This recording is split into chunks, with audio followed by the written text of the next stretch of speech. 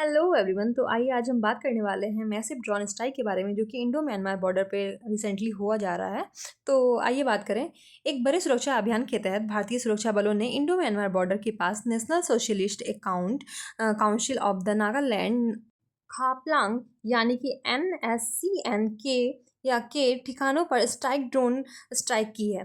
ये मामला 20 अक्टूबर 2025 की रात से शुरू होकर 21 अक्टूबर की सुबह तक जारी रहा।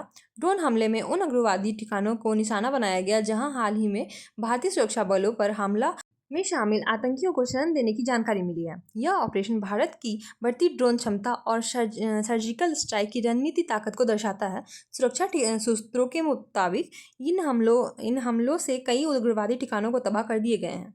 प्रारंभिक मीडिया के अनुसार तो कम से कम 5 उग्रवादी मारे गए थे, जिनमें NSCN के वरिष्ठ नेता के 3 अंगरक्षक भी शामिल थे। रिपोर्ट के मुताबिक उन वरिष्ठ नेता को गंभीर रूप से घायल बताया जा रहा है। इस ऑपरेशन के एक बेहद समन्वित और स्टिक ड्रोन स्ट्राइक बताया गया है, जो विस्तृत खुफिया जानकारी और नगरी की निगरानी के बाद अंजाम दी गई है। स्थानीय सूत्रों के अनुसार जिन कैंप को निशाना बनाया गया वहीं पर उन आतंकवादियों को शरण दी गई थी जो 16 अक्टूबर को अरुणाचल प्रदेश के चांगलांग जिले में मानमाओ में असम राइफल के बेस पर हमले में शामिल थे। अगर हम बात करें रिपोर्ट की, तो यहाँ एक रिपोर्ट है, Assam rifles post attack in Arunachal. उत्तर पूर्व भारत की राजनीति और सुरक्षा पर विवादास्पद प्रभाव रखने वाला संगठन NSCN आज हम इसकी उत्पत्ति, उद्देश्य, हिस्सेदारी और क्षेत्र पर उसके प्रभाव को समझेंगे। यह रिपोर्ट केवल सूचना और विश्लेषण के लिए है, न कि किसी प्रकार के समर्थन के लिए।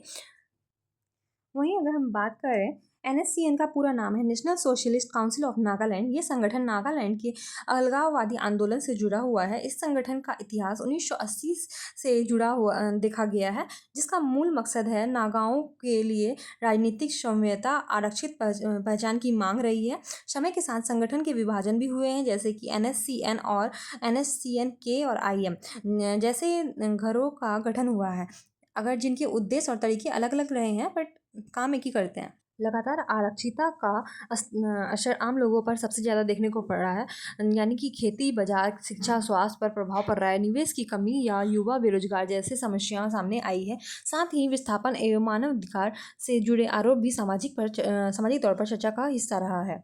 वहीं अगर हम बात करें कानूनी और सुरक्षा प्रतिनिधि की, तो केंद्रीय और राज्य सरकारों ने सुरक्षा बलों, कानून और नीतिगत कदमों के माध्यम से प्रतिक्रिया दी है कि साथ ही कई बार शांति प्रतिक्रियाओं और बातचीत के जरिए भी समाधान में कोशिश की है। और मानवाधिकार समूह में भी हर स्तर पर जवाबदेही और नागरिक सुरक्षा पर जोर दिया गया है। हालांकि वार्ताएं मुश्किल है और लंबी चलती है, पर कई बार स्थानीय नेताओं, नागरिक समाज और केंद्र के बीच संवाद से टिकाऊ हल की संभावना बढ़ती है। समाधान के लिए जरूरी है कि राजनीति, संवाद, आर्थिक विकास, युवा रोजगार और न्याय संगत प्रतिनिधित्व, साथ ही हिंसा बंद करना और विश्वास की बहाली हो।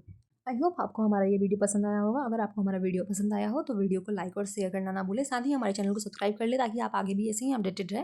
Thank you.